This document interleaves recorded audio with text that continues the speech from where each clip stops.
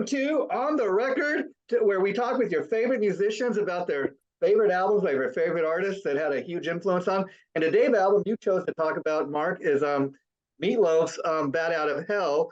And I thought that's a great choice because I know Kick the Wicked, you guys have done a cover of Dashboard of Light. So why don't we start off sharing with us how you guys decided to cover that?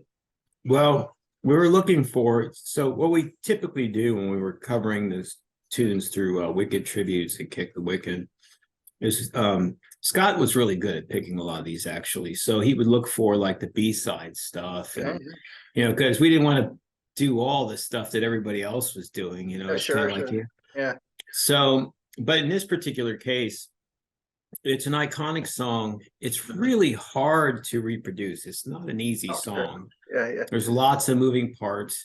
And the one I feel the most sorry for is Scott, because he's the one that had to clip and paste all that stuff together. We were all over the place, like Sharon, who did Sharon Lee, our good friend and a colleague of mine in the Recording Academy. She actually did her vocals up in Pennsylvania where she lives. And Brian Fishman Fish did his sportscaster stuff. He's actually in Pennsylvania too. He's part of Toxic Radio. And Larry Hart did his bass over in California.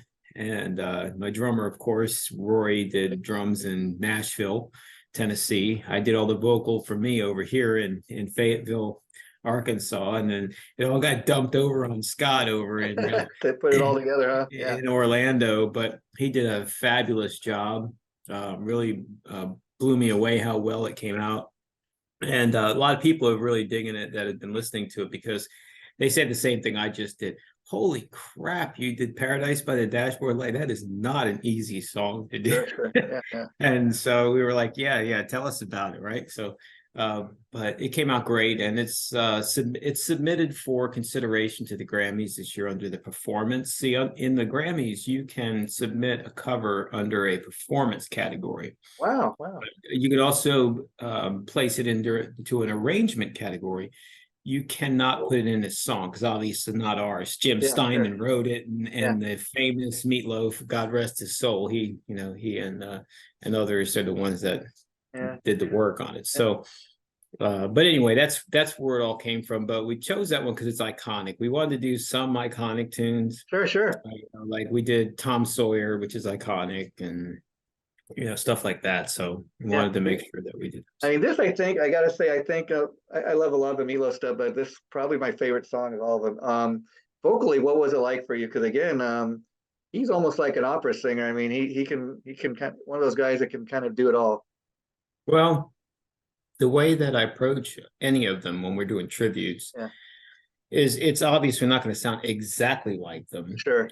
There's some vocalists I sound more like than others. So I have an easier time with, say, Dio or Dennis DeYoung and people like that. But I try to emulate them the best that I can. And then I try to just, add a little of myself into it and try to modernize it a little bit in some cases. It is a classic, so you didn't want to modernize it too much, but you also didn't want to, so really that's what it's about. And there's some singers that I can sing their stuff, but I can't sound anything like them at all. It's like, Joe Elliott, the guy who sings from Cinderella, I can't sound like him. Wow. Steve Perry, I don't think anyone can, other than the Filipino guy that came close. I don't think anybody sounds like him. He was just one of a kind. So And share with us, like, how did Meatloaf come on your radar? I mean, I'm sure it was that album, or you remember hearing the song on the radio? That song came out in 1977, and 77 was an odd year for me. My father was murdered in 77. I was living in New Jersey at the time, because that's where I was born. And Bat Out of Hell was popular there at that time. And it's just one of those songs that stuck, it was just, it's 8 minutes and 30 seconds long. It's plenty of time to rock.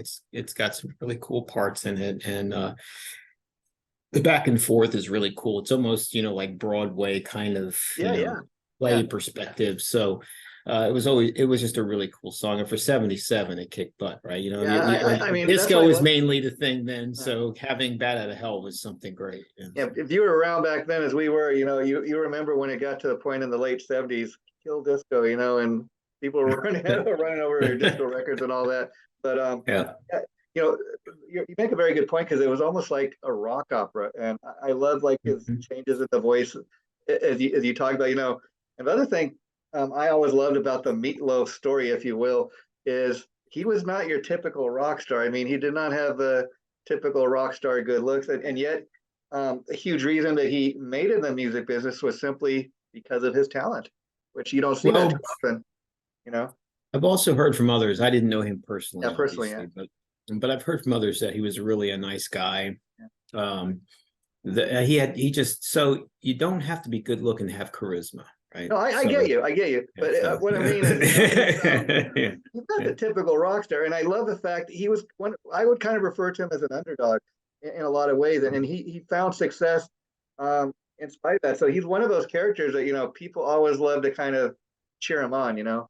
Um, Well, yeah, I read somewhere that um even the people that were kind of working on the songs, they were thinking, oh, this has got to be a joke, this has got yeah, to be a joke, and then it just really caught on. It just everybody loved it, so they were like, oh crap, I guess it's not a joke. yeah, and then So, there's a that's there's how, a fact that Meatloaf, the name.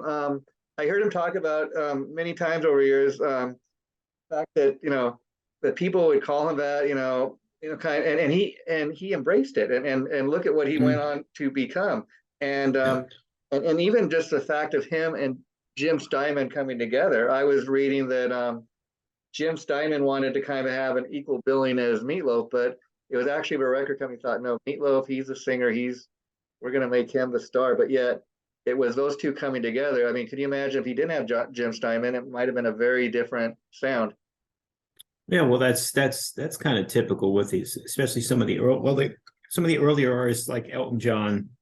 He had somebody who wrote his lyrics for Sure, him. sure. So sometimes it's kind of like a business, right? The Yeah, chemistry's there, and you got to have the parts to work to come out with that great material, right? So yeah, and then he had acting to fall back on. I mean, he did like the Rocky Horror Picture Show. I mean, he did yeah, that even before he did anything musically. That's kind of the first time anybody ever seen him. You yeah. know? Where's your neck? I'm waiting for somebody to throw rice at me. Yeah, Yeah, yeah, yeah, yeah. And then some of the other songs like Heaven Can Wait. I always loved that one. You took the words right out of my mouth, and then years later he did like Bat Out of Hell too. yeah. Well, I'm trying to remember her name again. It slipped. Arlet It's Davida or something like that. no the female who actually did the original part on the Paradise by the Dashboard Light. Sure, sure. She's still around. She's still alive. Matter of fact, she was on Night Court for a period of time. She was actually one of the females in the courtroom that was an Okay, actress wow, on that. So, wow, wow. but yeah, she's still around. She even does shows if I remember correctly. So yeah. Yeah, and then they got like I didn't get a chance to see it, but they had a great, I heard they had a great Meatloaf tribute in Las Vegas they were doing for a Yeah, while. yeah. Yeah, Yeah, yeah, but that guy fits the bill better than me. I'm like Indonesian skinny, and yeah, yeah, he's that guy that does the bill. It looks more like me. He looks more like Meatloaf. yeah. So I heard it's And, really good though. I haven't seen it, but I heard it's real good. and for before he got really sick at the end, I heard last couple of years of his life, his health was kind of touch and go, and he got to a point where he could no longer perform, but his band Mhm. would go out there. I guess they had another guy come in and do the vocals since Meat was able to, but that's how much people love these songs. That the band would go out and perform these songs without him. Well, he kept doing other things, just like anybody would. He kept himself busy. Like I know that he was going on. He went ghost hunting a couple times on that show, Ghost Hunters. Yeah. Apparently, he was really good friends with Jason Hawes, Wow. and he won on a couple of those things I've seen on TV. So yeah, it's a shame. He seemed like a nice guy, but like I said, I never met him. So Yeah, yeah. But he definitely had kind of an influence on you, and it's one of those albums that people always kind of I mean, at this point, the album's 45 years old. It's kind of considered, I don't know, iconic album. Yeah, yeah, yeah, yeah. But I must say that probably performing and doing your own stuff keeps you young, huh? Well, something that people have to understand is whether they take it as as crazy or obsessive or whatever. Music's in our blood. If you're a Yeah, musician, you're truly a musician. It's in your blood, and you're just going to do it till you stop breathing. It's just what we do. So obviously, I have a daytime job and I have family and all that kind of stuff, but it's going to never leave me. So, and it's wonderful that I have people like Scott and Rory and in Fiction Six with JK and all those guys, because I mean they're the ones that help make this stuff sound so good. yeah. I used to make the joke. I said, hey, you got that duck filter, man. You got to make me sound really good this time around. Okay, man. Yeah. So, but yeah. So is Fiction Six still around, or you kind of put them on the back burner or hiatus? It's on hiatus at the moment. We were talking just recently about maybe doing like a single at a time. Yeah. We went like full force from 2016 to like 2021, almost into 2022, with 3 albums. And quite frankly, we have a lot of fans and there are people that like us, but it just never really broke through and it's not because it's not good music. It's because it's the shape of the industry. Unless you have lots of money to just shove it down into everything. I mean, here's the interesting thing about you, Mark. I know about your career is it's interesting to hear because you say that you have a day job. A lot of people do. You're a working musician, as you say, and yeah, even in talking about Fiction Six or even Kick the Wicked, everything you do. I mean, it is critically acclaimed. I've read like Fiction Six that people write CD reviews of your guys' CDs. It's all critically acclaimed, as they say. People love it. You get these nods from the Grammys. I mean, and yet, like, not a ton of people are buying the album. A decent number of people are, but you're still able to go out and do what you do. So it's just kind of one of those kind of frustrating things. I would imagine that it's not that people aren't buying them. People don't like what you're doing. It's just kind of in the modern day. I mean, you're lucky if people even go to YouTube and play your songs all the way through. Well, it helps too when you got a support network, when people put up with your crap and your want to do more than they too quickly or whatever. Like my wife has been a supporter of my music for many years with me. I don't want to say many because when you start talking that way, Scott, like I was saying, Scott and Rory, they've really put a lot of time into this. The other guys from Fiction Six put a lot of time into this. So having that support network is fantastic, because at the end of the day, yeah, of course I want, man, is that song done? Is that song done? Hey man, is that song done? And I'm sure he's going, dude, I have a daytime job too. I've got family too, and I got a dog as well. This is what we do on the side, yeah. Hold on, man. So yeah, but it's cool to have that kind of support network when you're it's doing amazing. Stuff. I know the tributes, like you recently changed the name to Kick the Wicked Tributes. That's something that you guys started out as previously Farmer Bob. And we talked a lot about that, because the funny thing is you type in Farmer Bob and all kinds of things come up. I think well, it's not just that. It was originally, we did it for fun. We wanted people, we wanted people that were locked up during the pandemic to have something to listen to and something to do, and it gave us something to do as well. And it kind of brought us together as friends and figuring out chemistry between the members. So, and I think Scott always hated me. Yeah, it was I said Farmer Bob, and it was like, oh, okay, Farmer Bob, but so almost as a joke. And what's funny, what people should know is, like, I came across your guys' Facebook page kind of accidentally, I don't even know how. And then when I would try to find it, you have to be like as specific as possible, like Farmer Bob Band or Tribute Band or something. Right, music or something. Otherwise, you get some green bean farmer in. So, and I think the renaming is a good thing, because not only is it easier for people to find, but at this point, you guys have so many songs that you've already done. You've got a nice little catalog. We have probably 50, if not more. We do have some on there that's not me singing. for me playing, but we did that purposefully. There's some tracks that Rory's not playing drums on. There's some tracks that I'm not singing on. There's some songs I'm not playing guitar on. There's a lot of guitar stuff I don't play guitar on in Kick the Wicked as much as I did in Fiction 6, because quite frankly, Scott is so good at laying down guitars. Like You almost want this guy, yeah. you almost want to say his stuff sounds so good, man. Why do I want to play anything else? But I do play some guitar leads in the Kick the Wicked stuff, and I play some guitar with the Wicked tributes. Like I played the guitar, all the guitars on the Lillian Axe tribute. That's all me, and I played the lead guitar on the Europe tune, and I played lead guitar on some of the others. But most of the guitar is Scott. He's the one that lays down most of his guitar. He's a really I don't think people realize, even when they do reviews of some of our stuff, they talk about my guitar playing from Fiction 6, but Scott's a really talented and tasteful guitar player. So he needs his dues as well. I mean, Scott keeps a little bit of a mystique to himself. I mean, I noticed, like, even on his Facebook page, he never lists like any photos of himself. Just he has all these neat looking photos, and that's kind of a cool aspect, I guess, of what he does, keeping that mystique. Well, yeah, he's got his private side, but at the same time, he's got a sense of humor, and he does post the memes and the humorous stuff, and so he's got his personality. It's Scott is Scott, man. Yeah, I mean, it's almost like, back in the day, nobody knew what the guys in Kiss looked like. I mean, they really went to the length of, they would never even let somebody get a photo of them like coming out of the bathroom. If they did, they'd take the film. I mean, and that's cool. Now, this is a silly question, but were you always a singer, or did you start out like a lot of people on the guitar first and kind of became a singer out of necessity?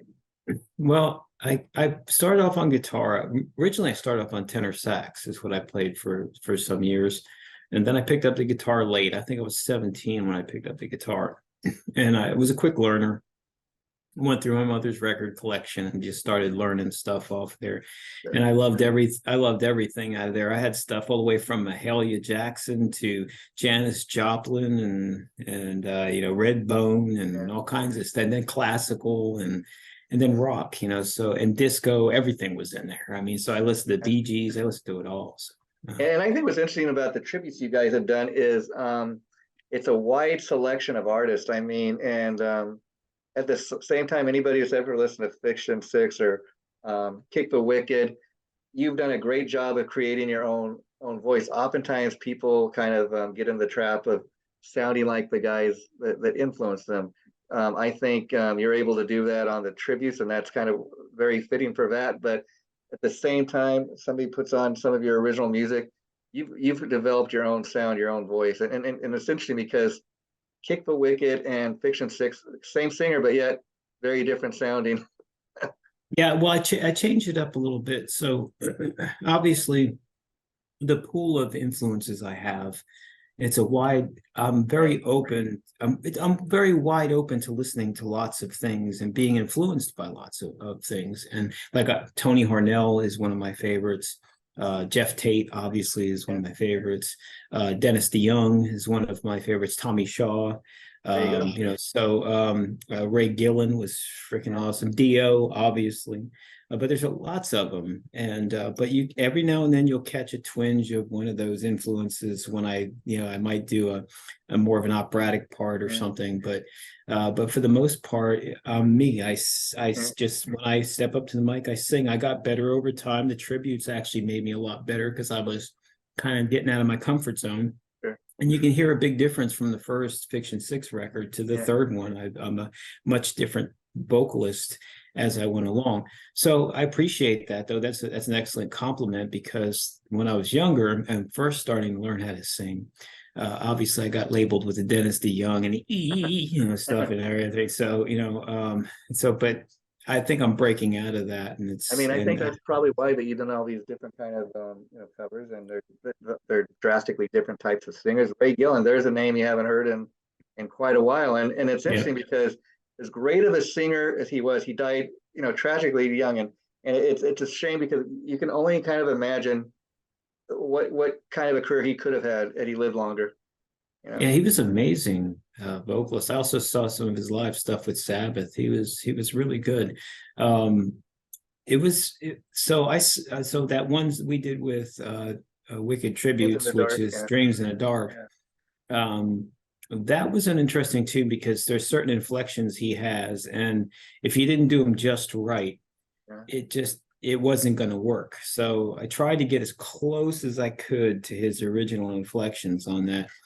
He's not an easy vocalist Sure. to take on, but it was fun, and as usual, Scott made it sound great. Yeah.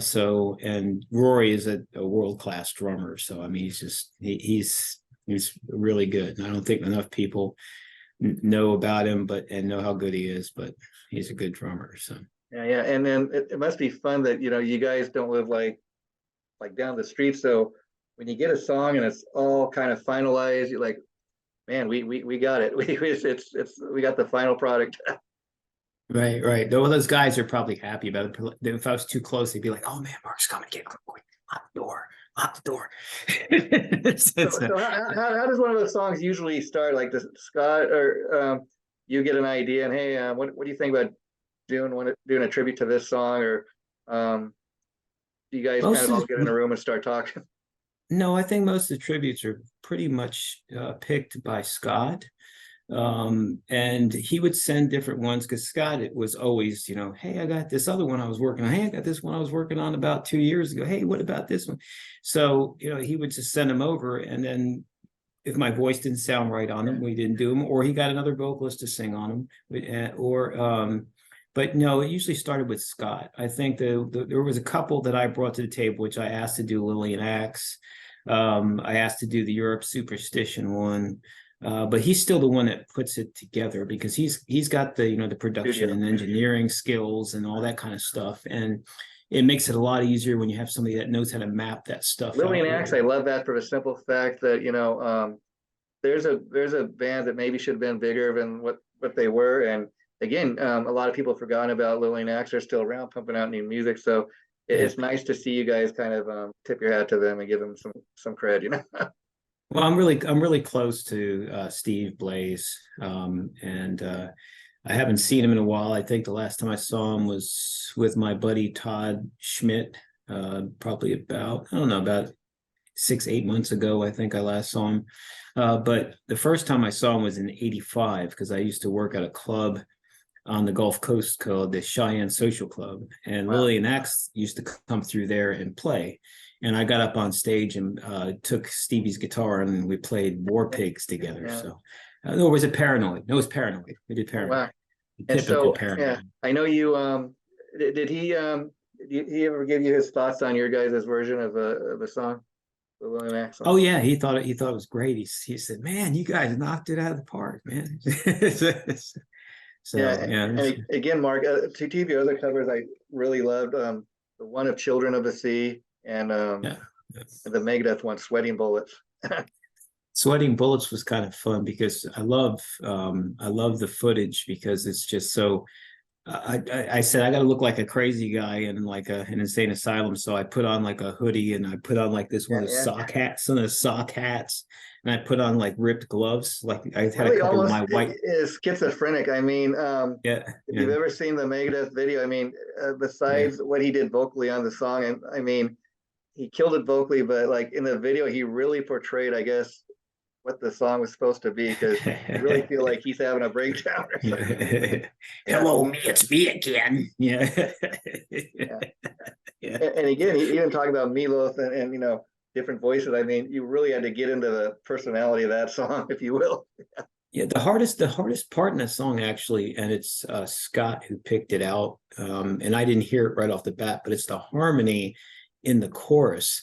It's an interesting harmony, and it's like a step long harmony, and you have to get it just right. If you don't get it just right, it doesn't sound like the original. It doesn't sound right, and it took me a while to get it right.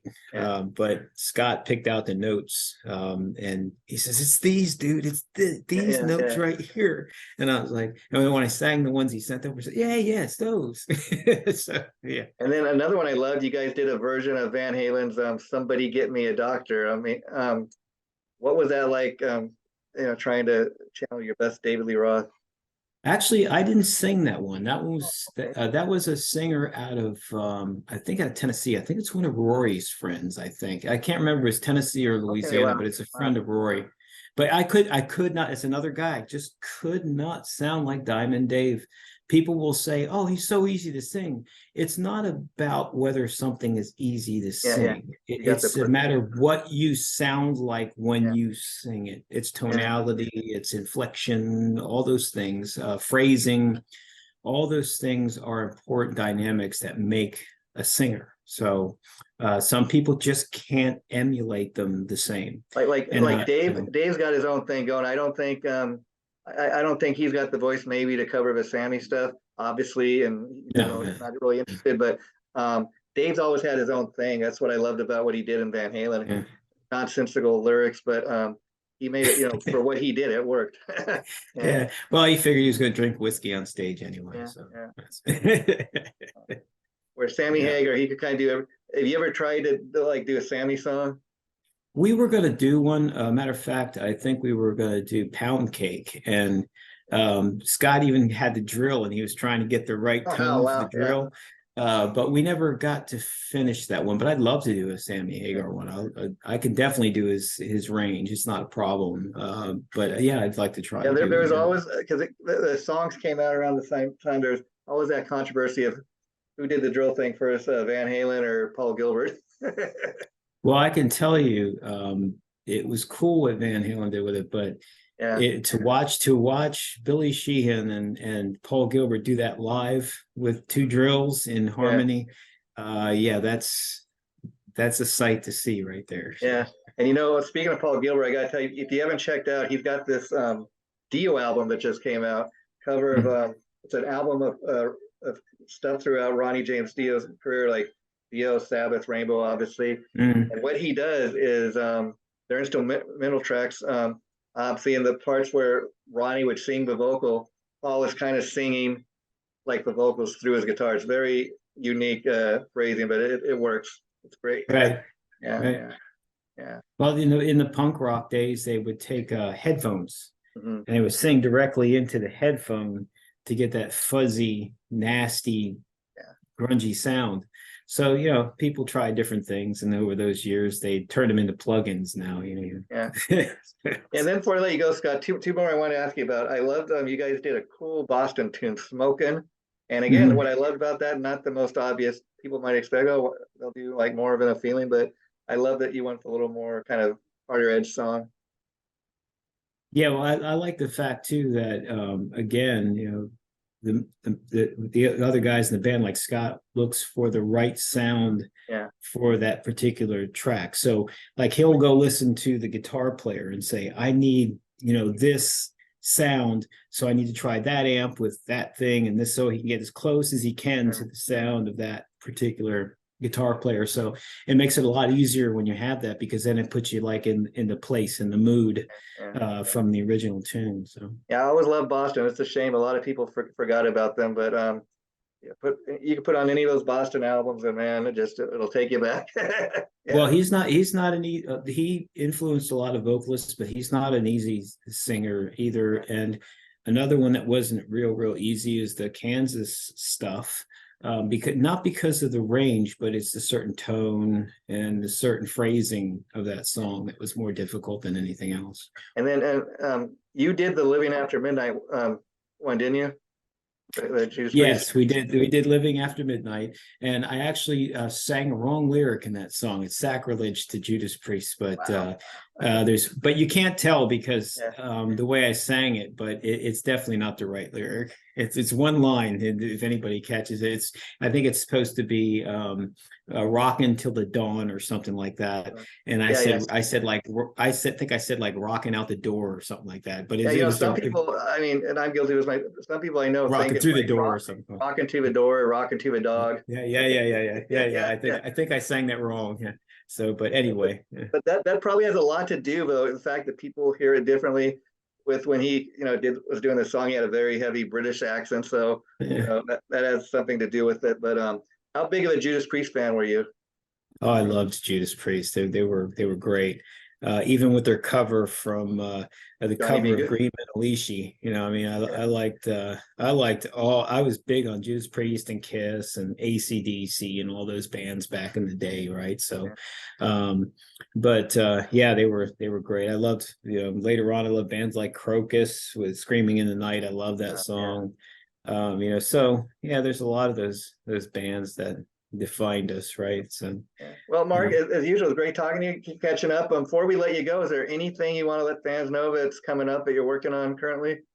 Yeah, actually, we it's really cool. Scott and I and Rory have a track that's going to be out October 1st, but it was accepted for a movie. The movie's called Black Creek, and it's actually starring a female martial artist. She was like 5 years. She was, I think, technique and weapons champion of the world. And she was in a bunch of movies, martial art movies. Kevin Sorbo is going to be in it as well. Wow, wow. I think the stunt guy from Hercules. John. Yeah, yeah. Yeah. I think the stunt guy from John Wick is doing the stunt stuff. I think, and it's going to be done where the old Tombstone movie was. So it's going to be like a martial art western, but the star is Cynthia Rothrock, if anybody wants to look them up, and they Okay. can look at blackcreekmovie.com. But we redid a version, and it's much different than any of the other covered versions of it. But it's White Rabbit by Jefferson Airplane. Wow, But can't wait to hear that. Now, there's a different one for you, a different type of cover. took a totally different approach, and it really came out good. People are going to dig it, I believe. So, Any chance you guys, there's any chance a video going to be worked up for that? yeah, we're working up a video right now. We've been heavily moving toward the lyric videos because quite frankly, it takes a lot to do. Sure, sure. Not to just do our jobs and take care of family and everything else, but to go and make videos and make music and make it's really hard to do. I shot my video part of it. It is a lyric video right Yeah. now, and we'll see. It's up to the guys. If they have time to do it, they do it. If not, then we'll just At the release the same time, video. it's you're able to get a little creative with it, if you know what I mean, and make it a Yeah, little something for the fans, a little different, and that's yeah. fun. And final question: how did you guys get the track to be part of a movie? Did you submit it, or did somebody hear it? And Actually, I heard from a friend of mine, Mark Shearer, and Mark Shearer actually is the singer for Jim Petterick from Survivor. sure, And he was also on an album with Jennifer Batten from Michael Michael Jackson. Jackson and Jeff Beck. He was on an album with her several years. But he's an excellent vocalist, really, really good. But he's been liking my stuff, and I think trying to figure out how to work with me over time as well. And he said, "Hey, man, Yeah, we have this movie that I'm involved in, and what do you think? Would you have anything maybe to?" yeah, And yeah. then he came back and said, "They would really like this song right here." So we went ahead and Scott, of course, took the first stab at trying to make that spaghetti kind of psychedelic Oh, wow. Western Yeah, sounding kind yeah. of sing, and then I sang over it, and then so it came out really cool. Oh, that's cool. Well, good luck with that. Yeah, we'll have you back to talk about that. It's always great catching up with you. Mark, thanks for taking time to do this. I really appreciate it. The interview we just did will probably be going up sometime within the next week. Once I have a date, I'll let you know, and feel free to share it. Okay. Sounds good, buddy. You have a Take care. wonderful evening. You too. Bye bye. Take Yeah, care. bye-bye.